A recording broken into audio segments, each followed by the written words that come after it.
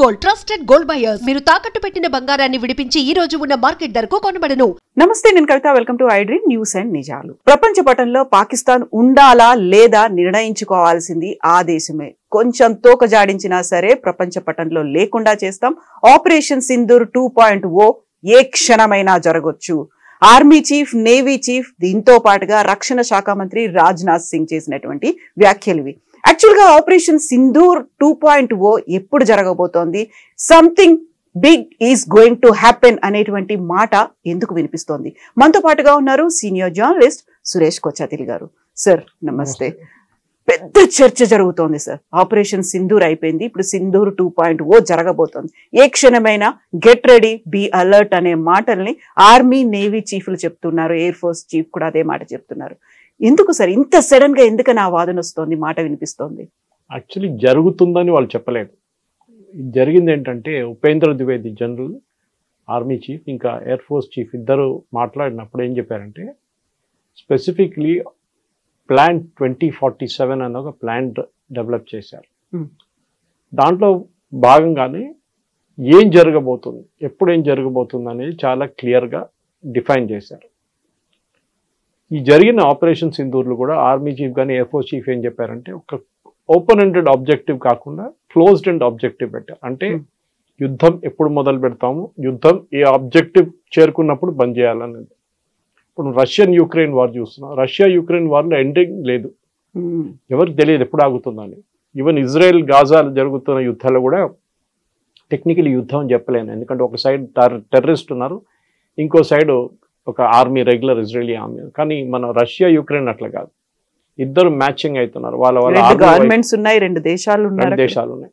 అక్కడ చూడండి, ఇప్పుడు దాకా దాన్ని ఆపలేకపోయారు, ఎందుకంటే ఎండ్ ఆబ్జెక్టివ్ లేదు. ఏంటి, ఎందుకు మొదలైంది రష్యా యుక్రెయిన్ వార్ అంటే, యుక్రెయిన్ నేటోని తీసుకొచ్చి రష్యా పక్కన పెడదాం అనుకున్నారు. అంటే నేటో ఫోర్సెస్ని, నేటోలు చేరిపోతే మాకు కూడా ప్రొటెక్షన్ ఉంటుందని యుక్రెయిన్ అనుకున్నారు. యుక్రెయిన్ ఎప్పుడు రష్యా నుంచి విడిపోయిందో ఆ టైంలో ఏం జరిగిందంటే, వీళ్ళు చెప్పిన మాట ప్రకారం they should be nothing done అని చెప్పారు. ఆ టైంలో ఏ క్షణమైనా ఏ అటాక్ జరిగినా కానీ ప్రొటెక్షన్ ఉంటుందని చెప్పారన్నమాట. కానీ అది కాదు ఇప్పుడు జరిగింది ఏంటంటే, రష్యా యుక్రెయిన్ వార్లో రష్యన్ టెరిటరీ, యుక్రెయిన్ దగ్గర ఉన్న రష్యన్ స్పీకింగ్ పాపులేషన్ అని చెప్పారన్నమాట. రష్యన్ స్పీకింగ్ పాపులేషన్లోనే ఇదంతా జరిగింది. రష్యన్ స్పీకింగ్ పాపులేషన్ని అక్కడ వెళ్ళి వాళ్ళు ఆక్రమించుకున్నారు. ఎందుకంటే మా వైపు వాళ్ళు ఉన్నారు, వాళ్ళ పాపులేషన్ మనం తీసుకోవాలని చెప్పి చేసిన పని. కానీ ఇప్పుడు జరిగింది ఏంటి, ఫైనలీ అక్కడ యుద్ధం ఆగట్లేదు. నేటోని కలిసారా, నేటోలో చేరారా, లేదు యుక్రెయిన్. అదే టైంలో రష్యన్ స్పీకింగ్ పాపులేషన్ ఉన్న టెరిటరీస్, అది కంప్లీట్ బెలారూస్ నుంచి ఇటువైపు కంప్లీట్ రష్యా వైపు ఉన్న టెరిటరీస్ అన్ని రష్యా తీసుకున్నారు. బఫర్ జోన్ లాగా ఓపెన్ ఎండెడ్గా ఉండిపోయింది. రష్యా అంటున్నారు ఇంకా మేము ముందుకెళ్తాము, ఏ రోజు యుక్రెయిన్ వాళ్ళ డిమాండ్ తగ్గించి వాళ్ళు మా నెగోషియేటింగ్ టేబుల్కి వస్తారో మేము మాట్లాడుతూ ఏ టెరిటరీ మా దగ్గర ఉందో మేము ఆ టెరిటరీ మేము ఉంచుకుంటామన్నాం. ప్రెసిడెంట్ ట్రంప్ ట్రై చేశారు, ప్రైమ్ మినిస్టర్ మోదీ గారు మాట్లాడారు, చాలామంది ట్రై చేశారు, కానీ ఆ వార్ ఆగట్లేదు. కానీ మన ఆపరేషన్ సింధూర్ చూడండి, ఒక ఆబ్జెక్టివ్ ఏంటంటే, we will hit that terrorist camps. 21 terrorist camp identify చేస్తారు, 9 కొట్టాం. ఆబ్జెక్టివ్ అయిపోయింది. మేము అనుకున్నాం అయిపోతుంది, ఇంకా ముందుకు వెళ్ళదు అనుకున్నాం. దానికోసం army joint briefing, army and air force బ్రీఫింగ్లో కూడా with the ministry of external affairs చాలా క్లియర్గా చెప్పారు, మా ఆబ్జెక్టివ్స్ అయిపోయింది, మేము ఇంకా ఏం చేయట్లేదు, కానీ మీరు మళ్ళీ మమ్మల్ని వచ్చి కొడితే మేము మళ్ళీ రియాక్ట్ అవుతాం. అది జరిగింది. మళ్ళీ పాకిస్తాన్ మన వైపు వచ్చి ట్రై చేశారు, మనం మళ్ళీ రిటర్న్ కొట్టాము. ఓపెన్ ఎండెడ్ ఉండే, అది కాదు క్లోజ్డ్ ఎండ్ ఉండే. ఆబ్జెక్టివ్ ఏంటి, పాకిస్తాన్ మిలిటరీ ఇన్ఫ్రాస్ట్రక్చర్ని కొట్టాలని నెక్స్ట్ స్టెప్ ఉండే, అది కొట్టారు. ప్రెసిజన్ స్ట్రైక్ అని అనుకున్నారు, precision strike, and it was objective very clear, ఇది కొట్టాల్సింది, ఇది కొట్టేసిన తర్వాత మీరు ఏం చేయకండి. ఇమ్మీడియట్ గా మన కైరానా హిల్స్ కానివ్వండి, జకోబాబాద్ కానీ, వాళ్ళ సర్గోడా ఎయిర్ ఫోర్స్ బేస్ కొట్టినప్పుడు వాళ్ళు ఆటోమేటిక్లీ ఒక సరెండర్ ప్లాన్ మీద వచ్చేసారు. వాళ్ళు వీ వాంట్ సీజ్ ఫైర్ అన్నారు, టికెట్ అని చెప్పాం మనం. డీజీఎంఓ మాట్లాడుకున్నారు.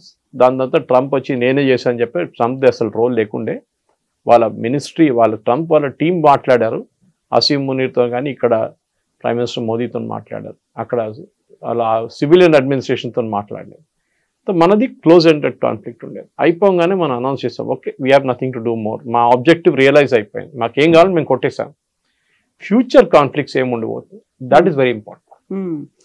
అక్కడే వస్తుంది ప్లాన్ అంతా. ఇప్పుడు సర్ క్రీక్ కి సంబంధించి వాళ్ళు తీసుకున్నటువంటి ఒక చర్యలు, అక్కడ వైమానిక స్థావరాలను కావచ్చు, లేకుంటే వాళ్ళ రక్షణ స్థావరాలను ఏర్పాటు చేస్తున్నారు, అందువల్లే అలర్ట్ గా ఉండాల్సిన అవసరం ఉంది అనేది ఒక మాట రాజ్నాథ్ సింగ్ చెప్తున్నారు. మీరు కరాచీ పోర్టుకు వెళ్ళాలి అనుకుంటే సర్ క్రీక్ గుండానే వెళ్ళాలి, అది మాత్రం మర్చిపోకండి, మేము అక్కడ ఉన్నాము, కాచుకొని కూర్చున్నాము, ఏ క్షణమైనా మేము అటాక్ చేయొచ్చు మీరు కనుక ప్రొసీడ్ అవుతే. సర్ క్రీక్ అనేది ఒక పాత ఇష్యూ ఉండే, అన్రిజాల్వ్డ్ ఇష్యూ ఒకటి. ఏదో మన అరుణాచల్ వైపు ప్రదేశ్ కానీ, అరుణాచల్ ఉన్నా కానీ, ఇటువైపు జమ్మూ కాశ్మీర్లో ఉన్న అన్రిజాల్వ్డ్ ఇష్యూలో సర్ క్రీక్ కూడా ఒక ఇష్యూ. అది చాలా పాత ఇష్యూ. దాంట్లో నెగోసియేషన్ జరిగింది ఇండియా పాకిస్తాన్కి, థర్డ్ పార్టీ మీడియేషన్ కూడా చేశారు. థర్డ్ పార్టీ మీడియేషన్లో మనం యుఎన్ బాడీ లాగా ఒక బాడీ దగ్గర వెళ్ళి మాట్లాడినప్పుడు వాళ్ళేమన్నారంటే 70% భారతదేశం పెట్టుకుంటారు, and it's a very marshy area, అక్కడ మీకు 6 నెలలు నీళ్ళు ఉంటుంది, 6 నెలలు నీళ్ళు ఉండవు. So it's very very marshy kind of, అక్కడ మీరు బిల్డింగ్లు ఏం కట్టలేవు, అందులో హ్యాబిటాట్ కూడా ఏముండదు ఎక్కువ. మీరు రాన్ ఆఫ్ కచ్ చూస్తే అటువైపు ఒక వైప్ ఆఫ్ ఏం చెప్తారు జాగ్రఫీ ఉంటుంది, ఇటువైపు ఇంకో టైప్ ఆఫ్ జాగ్రఫీ ఉంటుంది అనమాట. సో దాంట్లో 30% పాకిస్తాన్కి ఇచ్చామన్నారు. పాకిస్తాన్ అని మేము అగ్రీ చేయమన్నారు. మరి కొత్తగా 2-3 పోస్టులు తీసుకొచ్చి పెట్టారు. మనం ఏమన్నా సరే మీరు పోస్టులు పెట్టారు కదా, మీరు ఇంకా ఇక్కడ రండి, మీ వైపు నుంచి ఇక్కడికి వస్తే మేము చూపిస్తాం. రాజ్నాథ్ సింగ్ గారు చెప్పారు, గుర్తుపెట్టుకోండి 71లో అండ్ బిఫోర్ దాట్ ఆల్సో మేము లాహోర్ దాకా వచ్చాము, లాహోర్లో మేము ఉన్నాము, మేము లాహోర్లో ఆ రోజు ఉంచుకోవాలంటే ఉంచుకోలేము, కానీ Indira Gandhi took a decision to pull the army back, and before that Nehru also once did that. అది తప్పు చేశారు వాళ్ళు. మన లాహోర్ ఉంచుకుంటే బాగుంటుండే మన దగ్గర, అది మొత్తం హాఫ్ ఆఫ్ పాకిస్తాన్ మన దగ్గర ఉంటుండే, కానీ అది హిస్టరీ. కానీ ఇప్పుడు ఫ్యూచర్ కాన్ఫ్లిక్ట్స్ ఏం జరగబోతుంది, ఒకటి టెక్నాలజీ ఉంటుంది చాలా మటుకు, ఆత్మనిర్భరత, ఎయిర్ ఫోర్స్కి కావాల్సింది ఎయిర్ క్రాఫ్టా డ్రోన్స్, ఇది చాలా పెద్ద ఒక క్వశ్చన్, ఆర్మీకి కూడా అంతే క్వశ్చన్. ఇంకోటి థియేటరైజేషన్ ఆఫ్ కమాండ్, ఒకటే కమాండ్ కింద అందరు పనిచేస్తారు, ఆర్మీ నేవీ ఎయిర్ ఫోర్స్ ఒకటే కమాండ్ కింద పనిచేస్తారు. ఇది కార్గిల్ వార్ నుంచి స్టార్ట్ అయిన ప్రాబ్లం అనమాట. కార్గిల్ వార్లో ఆర్మీ వాళ్ళు ఎయిర్ ఫోర్స్ సపోర్ట్ అడిగినప్పుడు వాళ్ళు మళ్ళీ తిరిగి వాళ్ళ కమాండ్కి వెళ్ళి వచ్చేదాకా గంట సేపు పట్టింది. నౌ ఇప్పుడు ఫ్యూచర్ కాన్ఫ్లిక్ట్స్ ఏంటంటే ఒకటే కమాండ్ ఉంటుంది, ఒక ఆర్మీ అయినా మొత్తం కంట్రోల్ చేస్తారు, లేకుంటే ఒక ఎయిర్ ఫోర్స్ అయినా అందరినీ కంట్రోల్ చేస్తారు సీనియర్ లెవెల్లో, చాలా సీనియర్ లెవెల్లో. అది ఆల్రెడీ మనం అండమాన్స్లో స్టార్ట్ చేసేసాం. ట్రై సర్వీస్ కమాండ్ ఒకటి ఆల్రెడీ ఉంది అక్కడ. వి హ్యావ్ స్మాల్ వే, ఇది జనరల్ బిపిన్ రావత్ మొదలుపెట్టిన కాన్సెప్ట్. ఇది ముందు ఒక మన పాత ఆర్మీ చీఫ్ ఒకరు ఉన్నారు, operation blue star, Krishnaswamy Sundarji అని చెప్పి, థింకింగ్ జనరల్ అంటారు ఆయన. ఒక అప్పుడు తీసుకొచ్చిన కాన్సెప్ట్ని తర్వాత బిపిన్ రావత్ వచ్చిన తర్వాత he became the serious, and దాని తర్వాత ఆయన he became the overall head of the arm forces. అప్పుడు జరిగిన ఒక మెయిన్ కంబైన్డ్ డిఫెన్స్ సర్వీసెస్ హెడ్గా ఆయన చెప్పారు ఇది ఇంప్లిమెంట్ చేయాలి. కానీ దాంట్లో చాలా ఈగో ప్రాబ్లమ్స్ ఉన్నాయి. ఎయిర్ ఫోర్స్ వాళ్ళు పట్టించుకుంటారు ఆర్మీ వాళ్ళని, ఆర్మీ వాళ్ళు ఎయిర్ ఫోర్స్ వాళ్ళు పట్టించుకుంటారు, నేవీ అయినప్పటి నుంచి వీరిద్దరు పట్టించుకోరు అని చెప్పి. ఎనీవే అది నడుస్తుంది, ఆ ప్లాన్ ఇస్ గోయింగ్ ఆన్. కానీ దానికన్నా ముందు టెక్నాలజీ వైజ్ మనం ఏం చేయబోతున్నాం చాలా పెద్ద క్వశ్చన్. దాంట్లో ఆత్మనిర్భరత ఒకటి ఉంటుంది, ఎందుకంటే ఇండిజనైజేషన్. ఇప్పుడు మన రఫాల్ తీసుకోండి, ఆల్రెడీ మన దగ్గర 3 స్క్వాడ్రన్లు ఉన్నాయి, ఇంకా 3 తెప్పిస్తున్నాం నేవీ కోసం. అది కాకుండా నెక్స్ట్ సెట్ ఆఫ్ 6 లేకుంటే 8 లేకుంటే 11 స్క్వాడ్రన్లు ఆర్డర్ చేయబోతున్నాం. కానీ రఫాల్ దగ్గర ఏం చెప్పారంటే, రఫాల్ కాదు వాళ్ళ పేరెంట్ కంపెనీ దగ్గర ఏం చెప్పారంటే, మీరు మొత్తం భారతదేశంలో తయారు చేయాలి, అట్లీస్ట్ 70% ఇండిజనైజేషన్ ఉండాలని చెప్పారు.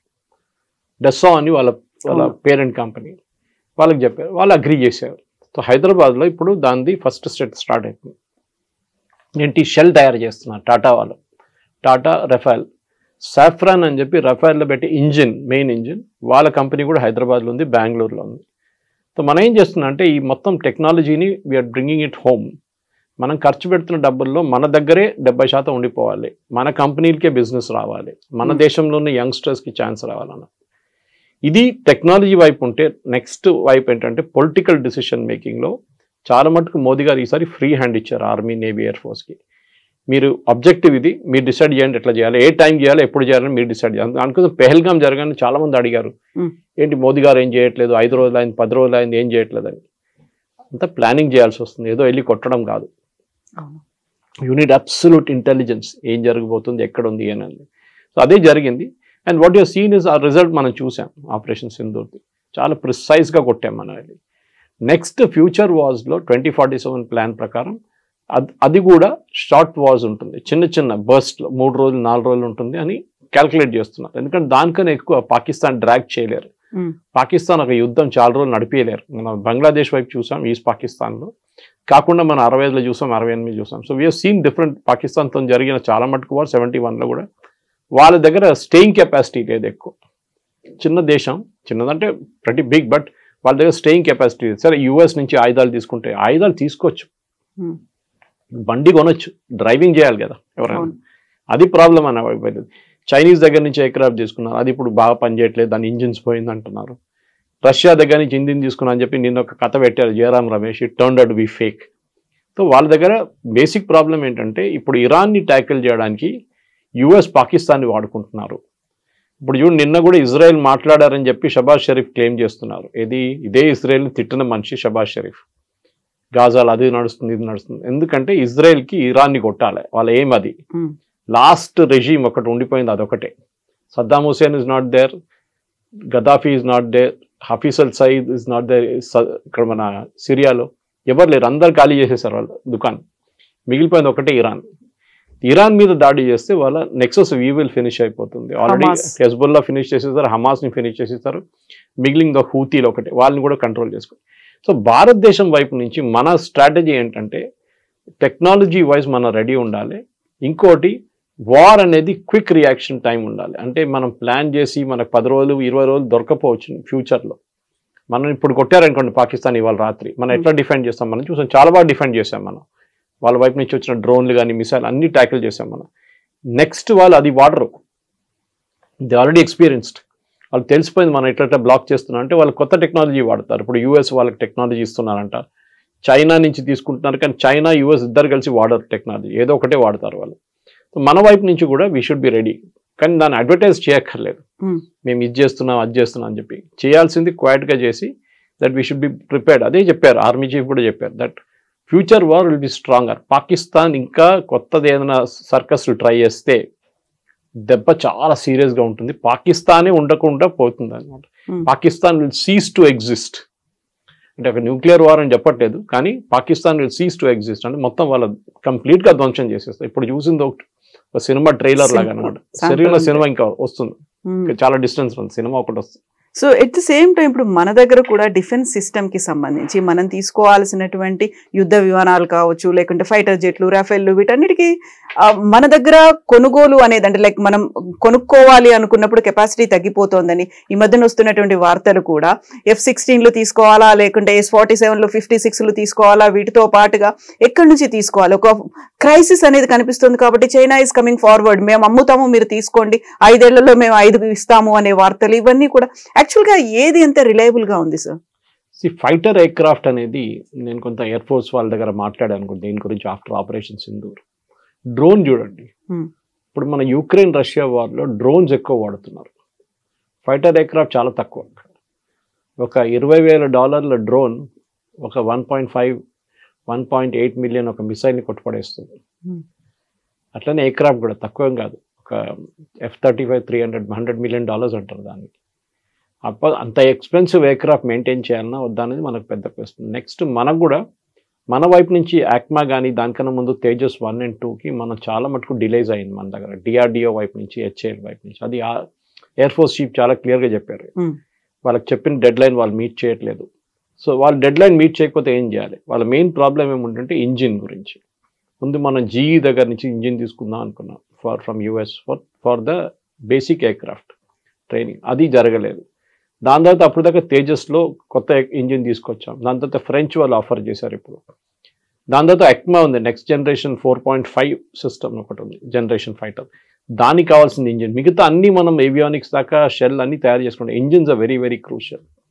ఇది ఎట్లయిపోతుందంటే మనం కార్ షోరూమ్కి వెళ్ళిన తర్వాత వాడు కార్ చూపించి ఇది 5 లక్షల కార్ అంటాడు, మీరు చాలా హ్యాపీ అయిపోతారు, ఇంత తక్కువ నా కార్ వస్తుంది, దాంట్లో అంటాడు ఇంజిన్ లేదంటాడు, మళ్ళీ ఇంజిన్ పెడితే ఇంత అవుతా అంటాడు. So air craft is like that. Fighter air craft కొనేటప్పుడు మనకి ఏం కావాలో అది అడుగుతారు వాళ్ళు.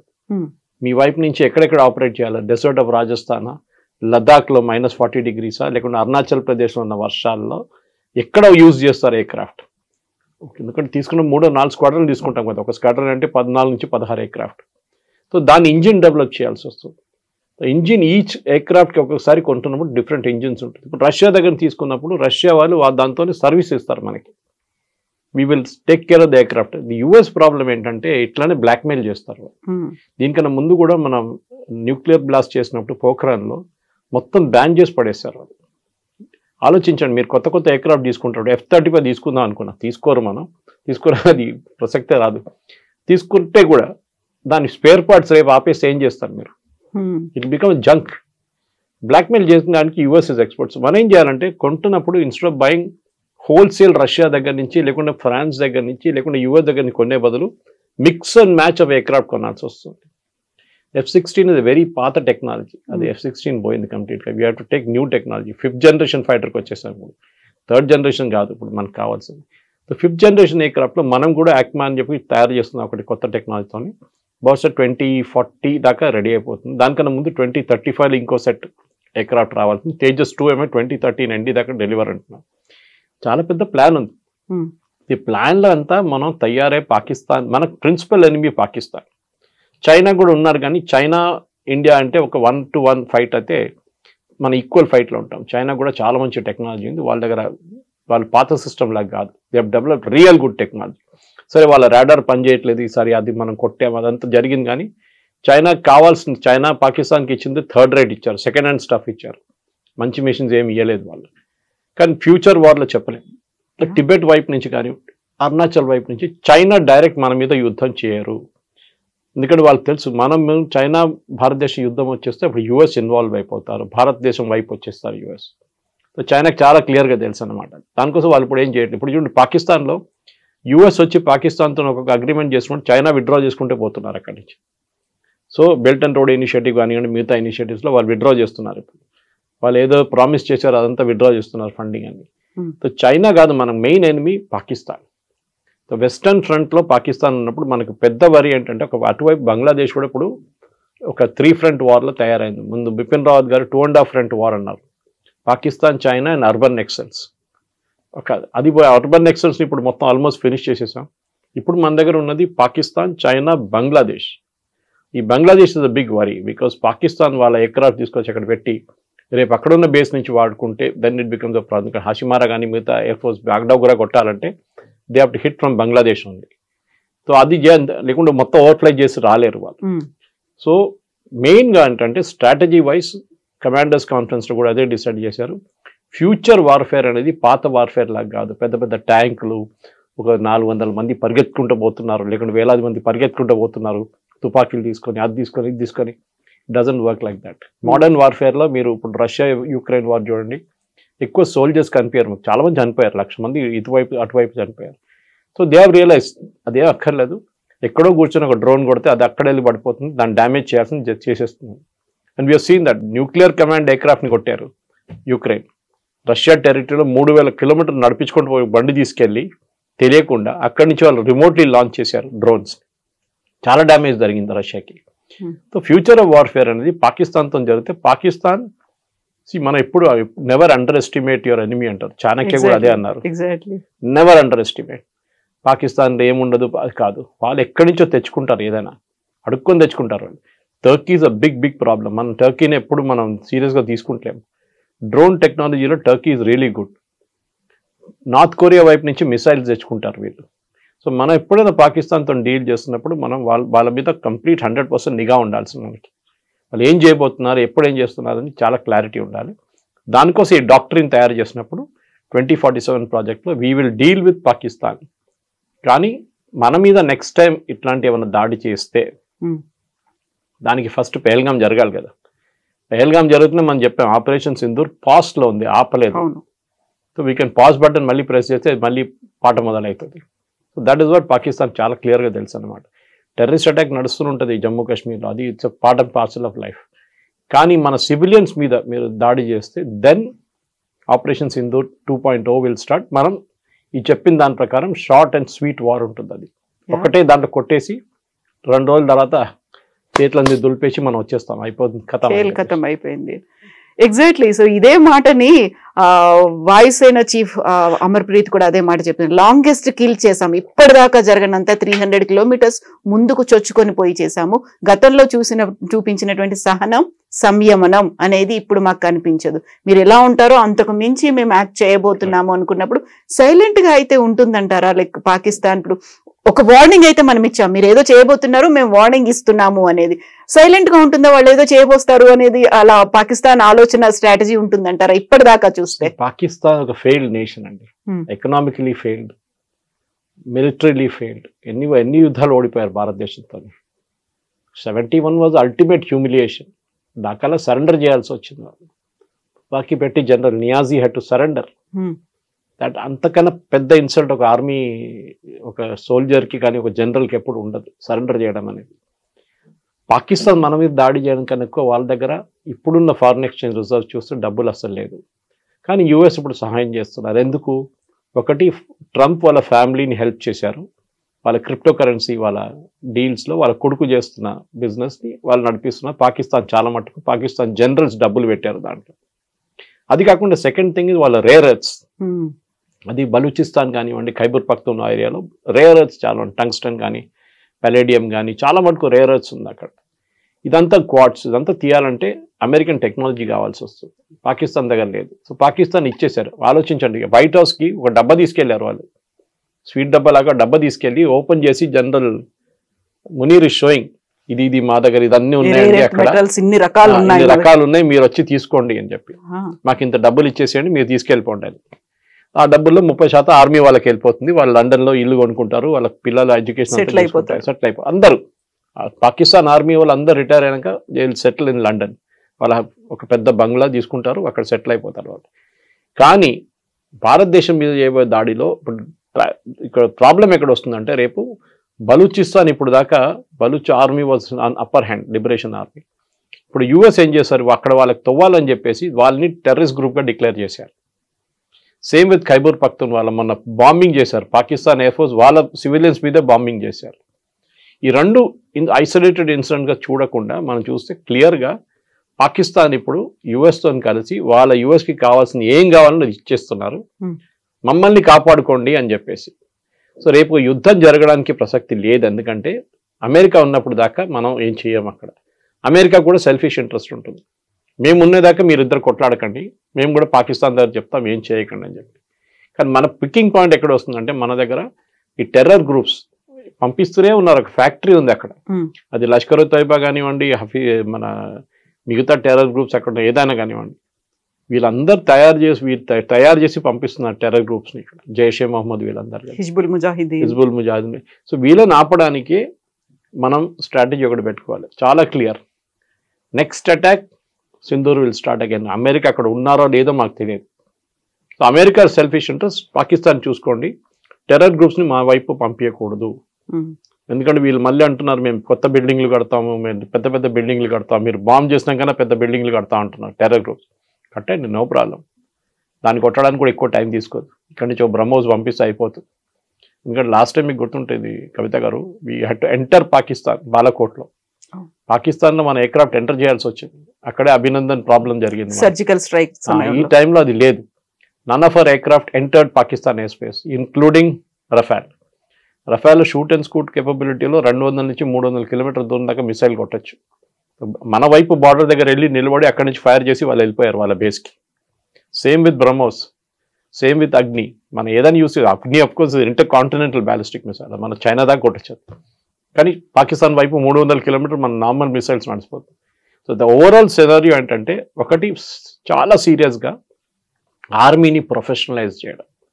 నేను కొన్ని రోజుల ముందు ఒక హెచ్ఎంఏ సెమినార్లో మాట్లాడాను, హైదరాబాద్ మేనేజ్మెంట్ అసోసియేషన్లో. College of defence management officers వచ్చారు. మన యాప్రాలో ఉన్న పెద్ద కాలేజ్ ఉంది వాళ్ళ ఆర్మీది, ఆర్మ్ ఫోర్సెస్ది. వాళ్ళ కర్నల్ లెవెల్, వాళ్ళ మేజర్ లెవెల్లో army officers, naval and air force officers training ఇస్తారు, షార్ట్ టర్మ్ ట్రైనింగ్, 6 నెలలు, 1 సంవత్సరానికి. వాళ్ళు వచ్చినప్పుడు నేను అదే మాట అన్నాను, నేను కూడా మాట్లాడాను 5 నిమిషాలు అక్కడ. నేను అడిగిన ప్రశ్న ఏంటంటే, కమ్యూనికేషన్ గురించి, నెరేటివ్ గురించి. మనం యుద్ధం గెలిచాం కానీ నెరేటివ్ ఓడిపోయామా అని చెప్పేసి. పాకిస్తాన్ ఇప్పుడు కూడా చెప్పుకుంటున్నారు, మేము 5 కొట్టాము, 7 కొట్టాము, 9 కొట్టాము, 11 కొట్టామని.